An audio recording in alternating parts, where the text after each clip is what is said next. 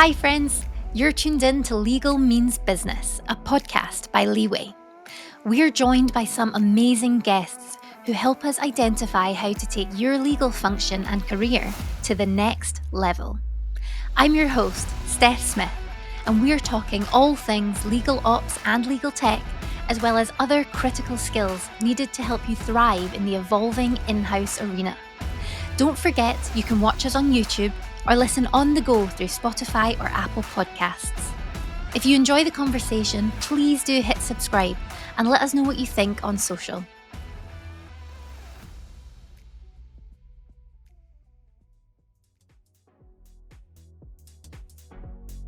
The biggest misconception that I can think of is that you can come up with the system and tell people about it and wave your flag and say, look, I've come up with a system, and then let people loose with it and everything will be fine. Whereas I've learned over the past year that a process, while it tells people what to do, doesn't tell people how to do it. And so in addition to a process, you have to come up with a standard for how people actually go through that process. And so as our team grows and as I start to manage more people, it's clear that to reduce the amount of hands-on training, the amount of time you need to spend with the people you're hiring in your team, you really need to give them a clear standard to apply when they're following the process. The tech industry moves fast, so setting up your legal function in a way that enables scale is absolutely critical. This means designing legal processes that are both fast and effective. This is exactly what Luke O'Leary is on a mission to achieve. Luke is the legal expert at European fintech unicorn Qonto, and he believes that a key aspect of legal function scalability is in the design of processes for quality, speed, and autonomy. Let's find out more. Perfect. Well, thank you for joining us, Luke, on the podcast. We're absolutely delighted to have you. Always a pleasure to have a Leeway customer, first of all, but also super exciting considering Konto has recently become a unicorn, right? Yeah, I have indeed. That was the big news of January. Exactly. What's that been like for the team and what have the vibes been like? Well, I mean, it was a very long and intense fundraising process, which was fantastic to be a part of. To have the exposure and work with senior management and work with all the wonderful investors that we have. In terms of the opportunities it gives us, kind of obvious now is a time where we have 500 million euros to go and spend on growing the business and growing it very quickly. So definitely. There's a lot of opportunities for growth and a lot of exciting opportunities for introducing new features and new products for our clients, which obviously implies more work for the legal team, but more interesting and complex work. Yeah, it's been great actually to see. I've seen on Konto sharing like articles from the legal team about what's been involved to get to that stage and stuff. So it's really cool seeing a business like acknowledging all the hard work that legal does throughout. Yeah, well, I think one of the things that occurred to us when we were going through this process, and that has obviously occurred to Alex and Steve, our co-founders, in the past now, having done, I think, 5 rounds of fundraising, is that it is too often a mystery.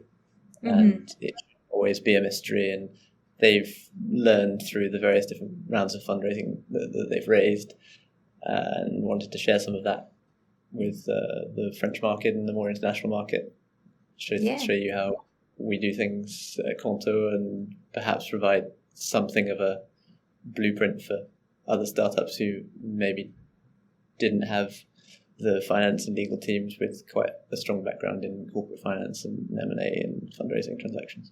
Yeah, for sure. We can maybe link those actually because they're in the bio of the podcast, because there's some really great pieces and some great insights there as well. For our international audience, as you mentioned, could you tell us a bit more about what Qonto is, what you do, and just give us a bit of background, please? Sure, very happily. So Qonto is a leading European business finance solution. The goal is to simplify everything from business banking to business financing to also bookkeeping and spend management, with a mission, obviously, of energizing SMEs and freelancers, the most important people to Konto, our customers, so that they can achieve more with less. Mm-hmm. We only offer accounts to people who are operating a business, not to individuals. In terms of a bit more detail on the background, it's founded by Alex Pro and Steven Avi in 2017. We're currently 600 plus Qontoers, and as you've probably seen all over LinkedIn, we're hiring many more people in the next 2 years. Mm-hmm. Got 220,000 plus customers who are using Konto. We've raised money from a wide variety of US, Chinese and European investors, including Valar, Tencent, DST, Alvin, and most recently our Series D, which was led by Tiger and GCV. We featured in French Tech X40, and we were the first, this is an interesting nuance to the business actually, we were the first B2B account for finance management to get a payment institution license. Cool. So a lot going on. A lot going on. And just to provide an analogy for listeners who might be familiar with other people in the startup world, in the UK, Tide does a similar thing to what we do, except that whereas Tide is just present in the UK, we're present in 4 different EU markets in France, Italy, Germany and Spain. And we like to think, a more full service offering than many of our competitors do. Nice, I like that plug. And obviously, as you touched on, you've raised over 600 million or so, I think it was, at this stage, which must have involved a lot from the legal team, as you've touched on. And you've mentioned quite a lot as well. It feels like there's quite an ethos at Qonto. Is this the case? And if so, what is that ethos and what does it mean for the legal team? So yes, there's a very strong ethos at Qonto. We call it the Konto way, which is it's not a cult. We're not trying to get you to join a cult. Qonto. But it's really a philosophy that underpins a lot of what we do at Qonto, and it's founded on the Toyota lean management, Toyota production system that was put in place by Toyota for manufacturing their cars. And while you might think that that's a slightly strange thing to apply to a B2B fintech, actually it maps pretty well onto what we do on a day-to-day basis. So there are several elements to that, putting in place a foundation so that people understand what they're working on, doing things that are just in time, right first time, and that provide value to the customer, which is kind of the most important at the end of the day. But the different parts can't work without the others. They're all fairly well interconnected. And is that something that touches all the teams? It is. I mean, it's probably slightly more obviously applied to the tech team and the product team. But as I've been discovering over the last year, and as we've been implementing more process and trying to align what we do with the rest of the business and the legal team, I've been seeing actually that there's a lot that maps onto the legal team's tasks as well. And obviously, Qonto's grown a lot since it was founded in 2017. What is the role of legal in such a fast-growing tech company? So the role of legal is to... Big question. I mean, if we take a step back and look at the goals, I mean, the goal is to help the product, the strategy, the growth, the ops, the tech team to deliver on Qonto's growth strategy, and to do that by providing excellent legal advice on all legal issues that affect the business. In terms of how do we do that, my personal view is that by being involved as early as possible, as often as possible, so we can spot potential issues or potential risks early and aid in transparent and successful negotiations with our partners or even potential providers before they become partners. Yeah, definitely. And do you think it's quite a different, because it is scaling so quickly, there's a lot of different things that you're having to think about? Very much so. I mean, if you think about the size of the team when I joined a year ago, it was 3 people, and now we're 10. So you can imagine the amount of change that there's in just a year. And I've gone from starting out working on a bit of everything, because when you're a team of 3 in the company at the time it was 350, you need to work on a bit of everything because there aren't enough people to focus on just one part. So whereas now, since the beginning of the year, we've been 10, we can start to develop subspecialisms within the team and to focus on creating new pools of expertise within the legal team, which allows you to spend more time on key issues that matter. And when you're in a legal team, there are often issues that do require a lot of thought, and you can't just give an immediate response. So it's been great to see every part of the business, but also fantastic that we're putting in place a structure that will allow us to have specialist teams that cover all the different areas of the business, which in the next couple of years, as we grow with the Series D funding that we've raised, will be even more important, because the growth is not going to stop. It's only going to carry on. Yeah, exactly. And you touched on it there. Obviously, the business has been scaling rapidly. The legal team has certainly grown in numbers. When it comes to scalability, what does scalability mean to you in the context of a legal function? I suppose, well, there are 2 ways that you can scale. One is by scaling the number of people in your team, and the other is by putting in place a process to do more with the same amount of people. And often, as you will know from having talked to all the different in-house legal teams in the market, the speed or pace of growth of the legal team does not often keep pace with the growth of the rest of the business, which is to some extent natural. You're not an immediate driver of client acquisition or gaining market share.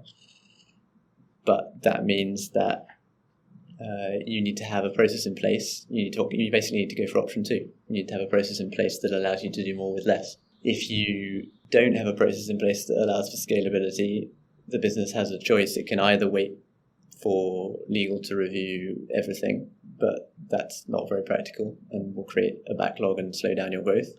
Or you can bypass legal on lots of things, but then that creates potential risks down the road, and neither is a particularly palatable outcome. So, I mean, on some level, I totally understand why lawyers are not involved at a slightly earlier stage of the business, but I would say that it's a very good idea to involve lawyers from as early a stage in the business as possible. Like, typically, you only hire a lawyer at Series B, but I would say really from Series A or even seed round, you should be thinking about it, because a good lawyer is not just a lawyer. He or she can also be a strategist, someone who can help with sales, someone who can help with marketing, someone who can help with ops, someone who can help with communications, and a Swiss Army knife for your business because of the skills they've learned in their careers. Yeah, no, I love that. It's a great point, actually. There's quite a lot of debate, I think, around when a company should be investing or of hiring their first legal hire. And I suppose you touched on it there. So you think it would be ideally as early as possible from seed funding, for instance, would be the preference? I mean, if you can find someone who wants to do all of those things. I think if you don't have someone who wants to do the wide variety that I just described, then maybe you don't have enough work at seed stage to merit the cost. But that's a great point. There are people out there who would like to get involved in parts of the business. Looking for a business person with a legal mind rather than a legal person with some business. Yeah. So to scale, as you mentioned, you really need to be thinking about your processes and the tools and, of course, the people that you have. So when it comes to processes, they're seen differently by different people, I would say. What's your take on processes? Yeah. So as I think I may have mentioned to you before, coming from a UK-US background with a UK-US outlook on life, I definitely would have said a few years ago that processes were a hindrance rather than an accelerator. And it's true that too much process can definitely hinder your growth. And there's a lot of startup management literature that I've read that talks about not introducing too many rules, like no rules, but retastings in Aaron Meyer. And I think that approach might work for some businesses, but personally, I think for most businesses, that's a sort of disaster waiting to happen. If you don't have a process in place, you can't grow. You can't know that the people who join the business will know what they're doing and will be able to run with things and be autonomous quickly. And the past year I've spent with Qonto is maybe a very big convert to having processes in place, because I've realized that spending the time at the beginning of a project or a task, defining the process you're going to use, the outcomes you want. So in our case is completing the Kanban card, with including the details of everyone involved, whether it's the people in the legal team or people in the operational teams, what the business objectives are, completing your RASI matrix and your SWOT analysis. It takes time, and often when you're running with things quite quickly, you think, I don't really want to spend the time to do this. But I found from experience now that it's much, much more helpful later on. Clarifying your thoughts at the start speeds up your work later on. And so my approach is now start a bit slow in order to go faster later. Often, when the size of the legal team isn't growing at the rate of the business, the only viable option for a legal function to scale is to put the right processes in place. A key concept here is to appreciate that going slowly at the beginning speeds you up later on. To achieve this, take the time at the beginning of a project or task to define the processes that you're going to use. For example, complete a Kanban card on Notion. Fill in the details of everyone involved, list the business and operational objectives, complete a rough SWOT analysis, and create a RASI matrix, which stands for Responsible, Accountable, Consult and Inform, to ensure you're engaging the right people at the right time. Spending the time on this at the beginning is sure to offer a great return on investment as you implement new processes or move through a specific project. Yeah, no, I love that. I think people can be put off by the idea of the upfront effort, but I think there's such a huge ROI on that effort put in for down the road. You'll be thanking yourself. So, all legal departments have processes in place, whether or not they're effective, it's another story. So what are some of the kind of misconceptions around creating processes, or some of the automatic default responses when it comes to creating processes? I think the biggest misconception that I can think of is that you can come up with the system and tell people about it and wave your flag and say, look, I've come up with a system, and then let people loose with it and everything will be fine. Whereas I've learned over the past year, really, having spent 8 years in international law firms, I obviously learned how to do a process, but it's really in the last year that it's sunk in that a process, while it tells people what to do, doesn't tell people how to do it. And so in addition to a process, you have to come up with a standard for how people actually go through that process. Mm-hmm. And so as our team grows and as I start to manage more people, it's clear that to reduce the amount of hands-on training, the amount of time you need to spend with the people you're hiring in your team, you really need to give them a clear standard to apply when they're following the process. And that will allow them to gain autonomy as quickly as possible. And while you're still obviously going to have to spend time training them, that will free up more time for you to do other things. Yeah, that's a great point. All about empowering them and kind of distributing that ownership of the tasks and making sure they're equipped. And increasingly, I suppose, legal teams are having to collaborate more closely with teams from other functions. How do legal processes impact the wider business? Hopefully, if they're done right, then they impact them quite tangibly, both in terms of financial impact and customer acquisition, and also in terms of centralizing and institutionalizing knowledge on subjects that can be reused for future projects. Mm-hmm. So we're obviously in the startup industry, in the fintech industry, where first mover advantage is key, and providing an offering that distinguishes you from your competitors can be a make or break, like a survival and existential issue. The longer it takes to negotiate a contract or review or approve something, or for you to clear the Kanban card that's been created for you that you need to validate, the more likely it is that one of your competitors down the street comes up with the new feature first and takes the client from you that you were hoping to convert. So having a process in place to allow you to move quickly and to respond to the business need is absolutely crucial.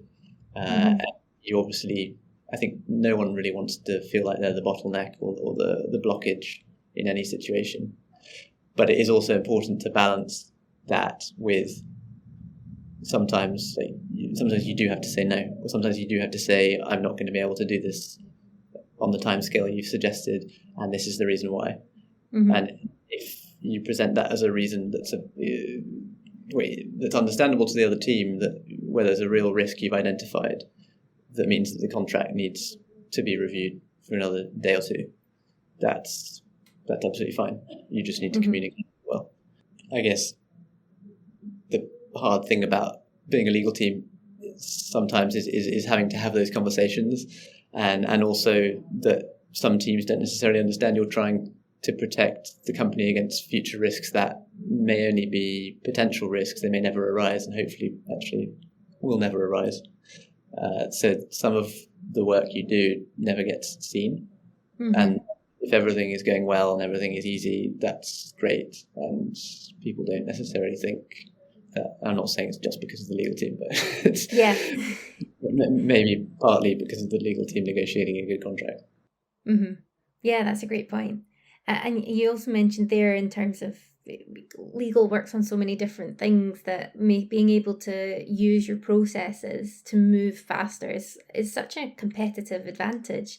And I think especially for legal, considering legal is often, the entry and exit point for so many things in the business, that I think the legal team has a much better visibility over what's going on than the wider business might first assume.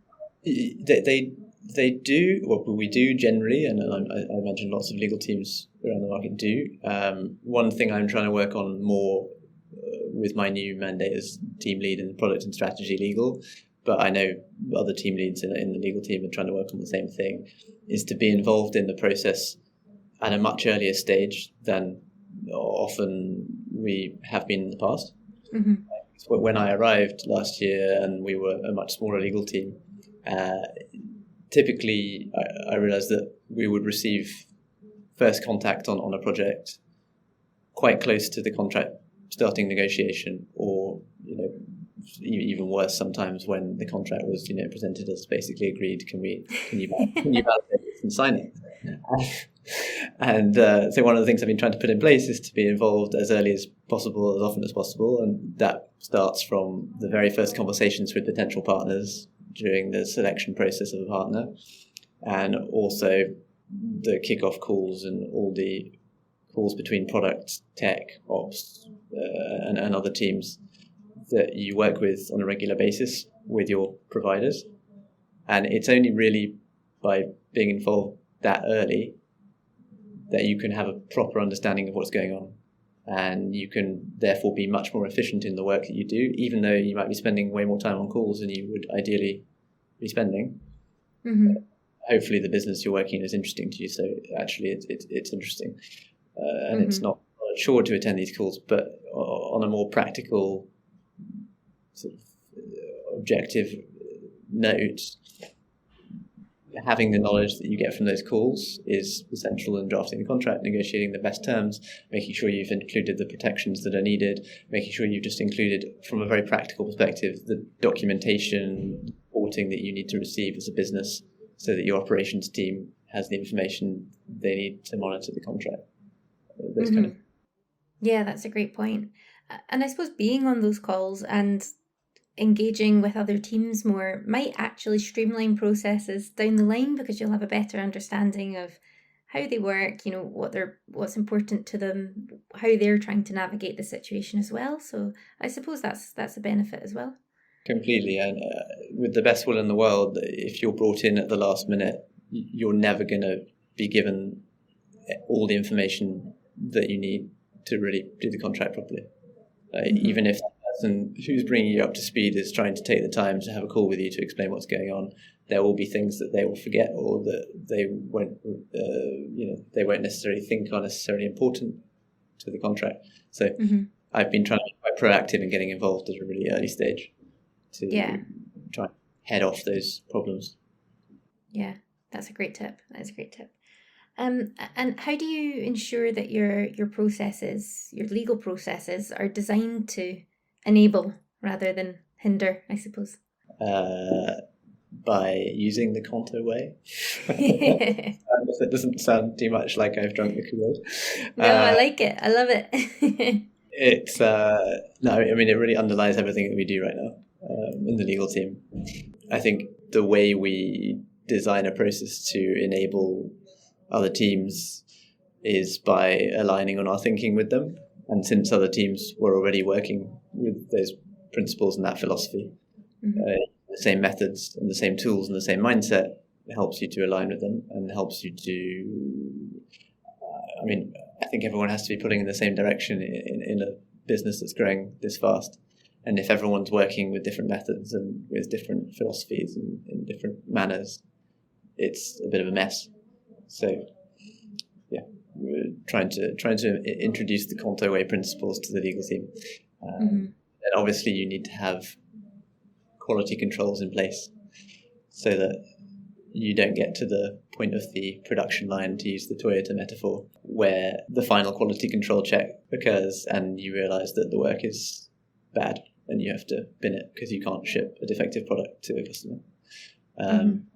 So obviously as team leads, you're going to have a role in the quality control process, but ultimately you want to be able to train every member of your team and every member of every other team to have the autonomy and the ability to recognize problems themselves and to identify them, to sort of call them out, so that they perform their own quality control check in effect. Yeah, that makes a lot of sense. Is that quite tricky to do? Yes, I'm definitely a work in progress, but I'm learning like I think most other people are learning every day. And you can read all you want, but it's only by applying it in practice and having to do it over and over again that you get good at it. Yeah, definitely. And I think that goes for everything in life as well. And you mentioned that in addition to the quality output, obviously, speed and autonomy are super important for legal at Konto. Could you elaborate a little bit more on what that looks like for you at Konto? Yes, speed and autonomy are important, but you have to have the quality that I was just talking about as well. The three, you can't really separate the three. Without the quality, you can't really, the speed and autonomy are a bit useless. So I guess in terms of autonomy, if you've got the constraints that we've previously discussed in the legal team with the resources or lack of resources, and you can't scale by number of people, then you really need to recruit and train people who are happy to be and are good at being autonomous from quite an early stage. You're going to deal with all the different demands from all the different teams at Qonto. But, sorry, not just at Qonto, that applies across the board. I think get people to be autonomous early and have the right instincts in place. You then can start giving them more and more work and increase the speed. And obviously, underpinning all of that is the quality, which you have to spend time training them to do. Yeah, that's a great point. I hadn't really thought about making sure that you're kind of hiring people who have that right mindset as well, I suppose. And I imagine it's in the legal world, I imagine there's quite a broad mix of experience in terms of how people are used to working, especially maybe if they come from different backgrounds, not necessarily the in-house world in tech? Yeah, completely. I mean, when I think back to my experience at the 3 different law firms I worked for, there was process, but there weren't very many standards in how you did it. You had a deal, you had a deadline, you had a checklist and emails, and frankly, I can't believe that I worked for that long with such a limited array of tools. But yeah, I mean, everyone, and even within the same law firm, you have different teams who work for different people who have different methods of working. So yeah, it is difficult. And that's why you have to really spend a lot of time being hands-on in the first month or so of the person's arrival at Qonto, is to try and train them up to apply the skills they already have to in the way that we need them to apply it to Qonto. Mm-hmm. Yeah, for sure. And to deliver the answers in a certain way. One of the things I find, this is true of me when I started in-house, I found that I was assessing the problem in the right way, but not necessarily delivering my solution in the right way. Being more business-oriented, really, really drawing out the key business point and making it as your first point. And I think that's true of a lot of people who come from private practice particularly, but also from other in-house firms. It's very easy to do the legal analysis. It's much harder to apply it to the facts in a really, really pertinent way that someone with no legal knowledge is going to understand. I think that's a true hallmark of a really, really good lawyer. Yeah, that's a great point, actually. I have a friend who studied law, but then went on to pursue a different career, and within the business, he sent an email, and his CEO got back to him and said, "Did you study law?" Because I think he'd pitched the email very much, "Here's why I think blah, blah, blah." And then at the bottom, suggested whatever the business was interested in. So the CEO gave the feedback that, if you just want to start with this bit and don't give me the rest unless I ask. So I thought that was quite interesting. To be honest, I learned that quite quickly working with bankers a lot in my previous career who do not want to read long emails. So I learned to summarize the point pretty quickly. Otherwise, they either wouldn't read it or they'd just ask you to explain to them anyway what the point was. Yeah, exactly. This was with bankers as well. So maybe it's a banking thing. Thinking about people listening, what are some of the practical steps that people working in in-house legal teams can take to implement speed and autonomy while still ensuring the quality of output for their legal function? And what should they be thinking about? I think you've got, there are a lot of possibilities here, but I think there are 4 particularly that are quite important. One is to use a Kanban.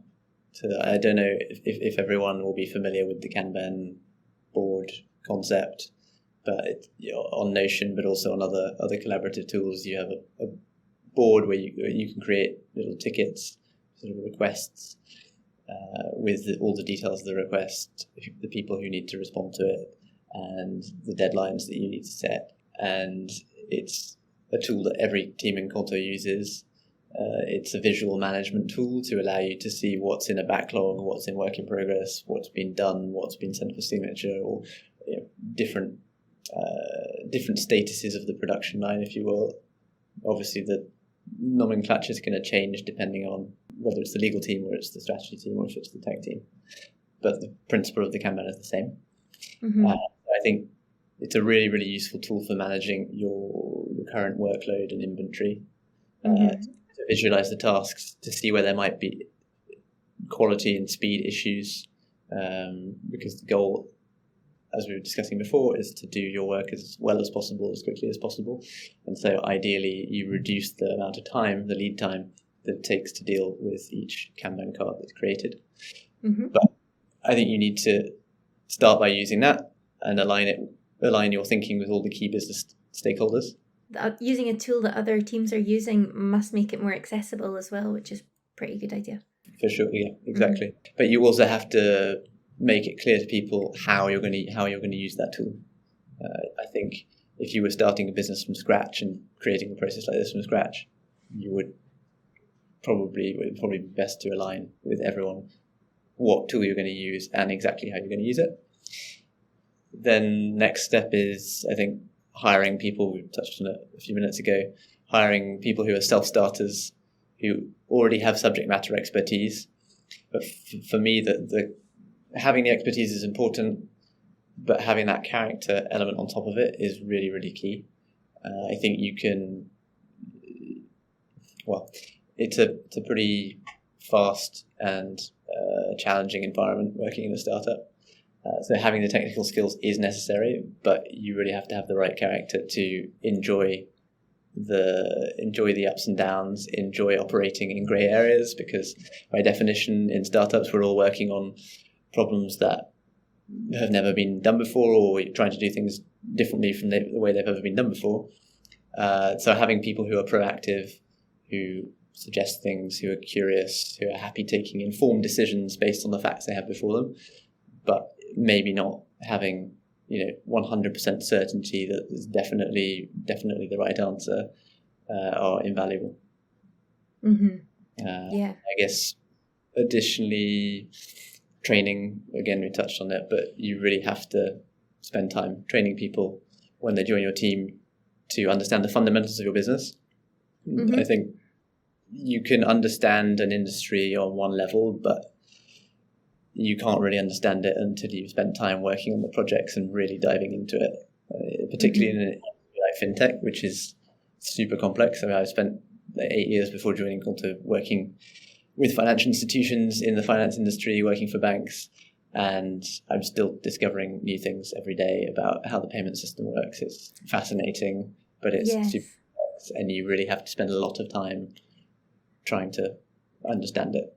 Yeah, I imagine one in-house role at one tech company is completely different than another in-house role at a different tech company, and that's just even in the tech space. Yeah, exactly. And then once you've understood it, you obviously have to transmit that to your team and put in the effort at the start. Again, start slow to go faster later, and to allow your team the autonomy and the empowerment to do their own job without relying on you as much as they need to at the beginning. Like the fourth thing I'd say is implement standards. Again, I mentioned it at the start, but if you take a step back and think about the most common types of tasks that you do in your day-to-day work, and write down your ideal or your standard for how you would do it best, I think you can then share that with the rest of the team, put it in practice, get them to use it as a guide as they go through the tasks that they're doing, and see if it works. If it doesn't, you iterate and you slightly change it until you come up with a standard that really is an ideal and which you should use for each of the standardized tasks that you do. So, for example, one of the standards I've created for my team is how to approach an RFP process and how to respond to a Kanban card request. So for the Kanban card request, which is a very standardized process, even if the issues involved will differ each time, you put practical steps of what you actually need to do, but also come up with some golden rules, like always start with the key point. Just saying, don't be longer than 3 paragraphs if at all possible. If there's a deeper legal analysis to do behind it, put it somewhere else in your legal knowledge database or whatever database you use. But when you're presenting your response to the operational team, just use the 3 paragraphs and directly address the point of the question. If you do those 4 things, like using the Kanban, hiring the right people, putting the building blocks in place by training your people, and implementing standards, it will take some time to implement them properly, but I've seen the benefits after a month or 2, and giving people the tools to do their job in the best way is going to empower them and is going to reduce the stress on you when a bit further down the line. If you teach them to spot the issues themselves, develop their own autonomy. For any legal function to achieve scale, speed and autonomy are crucial. But how do you improve that speed and autonomy without compromising quality within your legal function? Luke suggests 4 practical tips. Firstly, use some form of legal intake form, such as a Kanban on Notion. The purpose of this is to allow you to visualize the legal workload and understand where there might be quality or speed issues that you need to address. Secondly, hire self-starters with subject expertise. You need someone with the technical skills, but also, and importantly, someone with the right character to succeed in your likely dynamic environment. Proactive individuals who are curious and happy taking informed decisions based on the facts they have before them are really invaluable. Then, ensure you equip your team with the right training and tools needed to succeed. Ensure new joiners in your team understand the fundamentals of the business and spend time with them when they join to immerse them in understanding the commercial drivers. This means you'll have to spend a lot of time with them up front, but the effort put in at the beginning will pay off down the line. Lastly, implement standards and stick to these.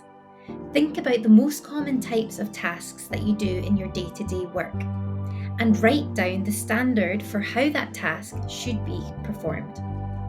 This involves explaining the practical steps and the golden rules to performing this activity effectively. If you do these 4 things, you'll be able to design processes that enable speed and autonomy while ensuring the quality of legal output. Yeah, for sure. That makes complete sense. And on the training aspect, does it go further afield than the legal team as well? What do you mean? So, for example, almost trying to foster that sense of a legal culture within the business, I suppose. So I suppose maybe it's more relevant for specific projects, or if you're implementing a new tool, I guess, or something like that. But perhaps for the yeah, there are definitely trainings that are cross-functional, cross-team trainings. It could be anything from training your back office team how to deal with seizures or insolvency procedures that they receive for your clients, to training the product team on how to put in place the right standards for waiving professional secrecy, or ensuring that the clients accept the right terms and conditions, ensuring that the latest regulatory updates that actually directly affect the product team and the strategy team are communicated to them. And then obviously on a more operational level, things like Leeway, when you have a contract management platform that you're using, you need to spend a lot of time telling people how to use it, what standards you've come up with internally for people to use it, what they should expect from the tool. And I know Antais has been very helpful for us in giving those trainings to Qontos. Good, she'll be pleased to hear that. But that's great. Yeah, so it sounds like these various kind of concepts can be applied through whatever it is that you're working on. So that's great. Especially implementing standard feels like a really important one from what you're saying.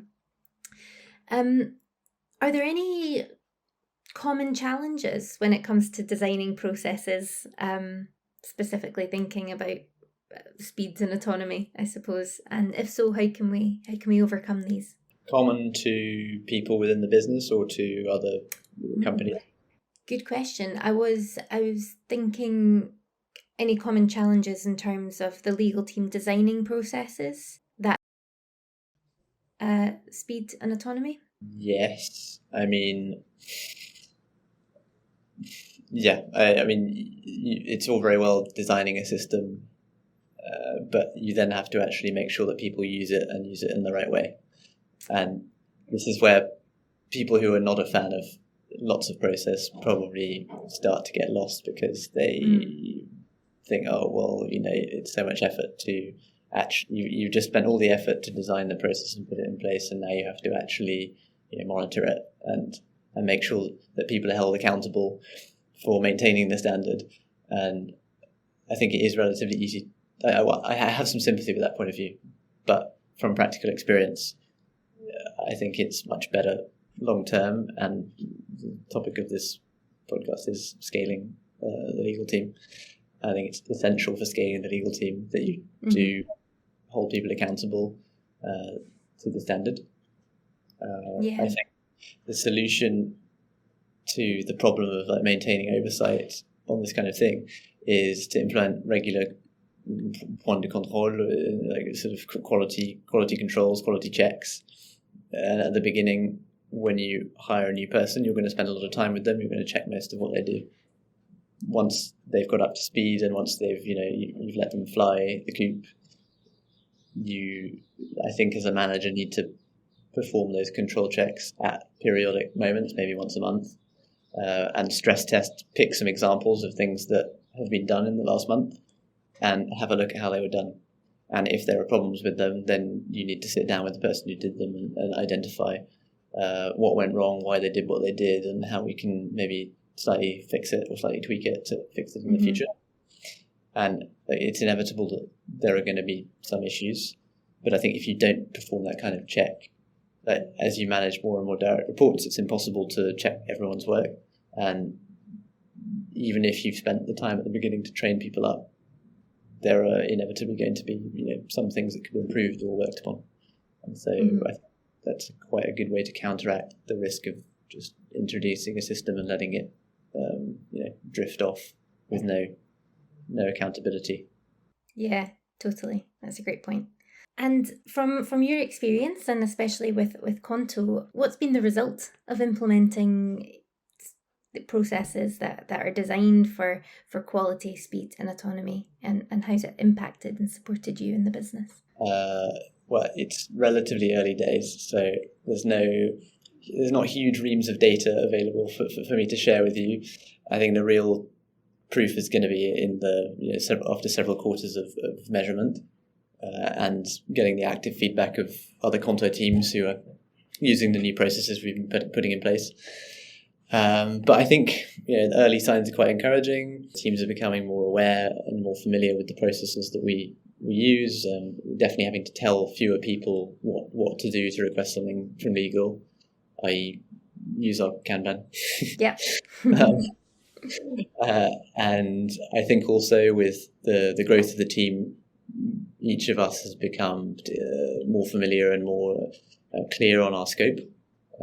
Necessarily last year that we were covering a lot of subjects and the scope was less clear. But now that we've started to develop these specialist teams, I think people are clear on their scope, feel more empowered, and we're running with projects, developing standards, and trying to build one of the best legal teams in European fintech. Yeah, just a small ambition. The world is next. Let's see where. Exactly. No, that's brilliant. Well, my next question was going to be, as you continue to scale, what's next for legal? So, but I think you've covered a lot of it there. Yeah, I mean, we currently have specialisms in product and strategy, commercial, IP data, litigation, corporate and M&A, with soon to be employment and HR as well. And there might be one or two other specialisms added in the next year, but I think what we're going to focus on for now is consolidating and building out those specialist teams by hiring a few more people. I've certainly got plans to hire a few more people this year, and I'm sure the other team leads do as well. I think eventually you'll start to develop subspecialisms within the legal specialisms, but now it's that moment. I think we're a good sized team, and with a few more people later in the year, we'll be really well placed to help Konto for the next year or two of its adventure. Yeah, that's brilliant. Well, thank you so much. I don't know, we've covered a lot today and loads of useful different things and tips and examples as well, which I always think are really useful. I don't know if you have anything else that you'd like to add before we wrap up. No. Thank you very much for having me. I was very, very pleased to be here, and Yeah, not at all. Delighted to have you, and you've experienced so many great things at Qonto, and been part of that journey, I suppose. So you have so many great insights and tips and advice as well that I know will go down well. But also your kind of humility as well around, obviously you're still learning, and it's developing in the processes that you're building. So I think that's great and super important to acknowledge, because I think everyone always will be. I mean, it's one of the main reasons I wanted to switch from private practice to working in a startup, because you are tackling really big problems that are very complex, and they require a lot of energy and effort and time spent understanding, which is necessarily going to mean you're learning a lot all the time. And I'm more in the last year than I did in the previous several years before. Yeah. Well, that's brilliant. Well, thank you so much. I really appreciate your time and everything. So that was superb. Really good. Thank you very much, Steph.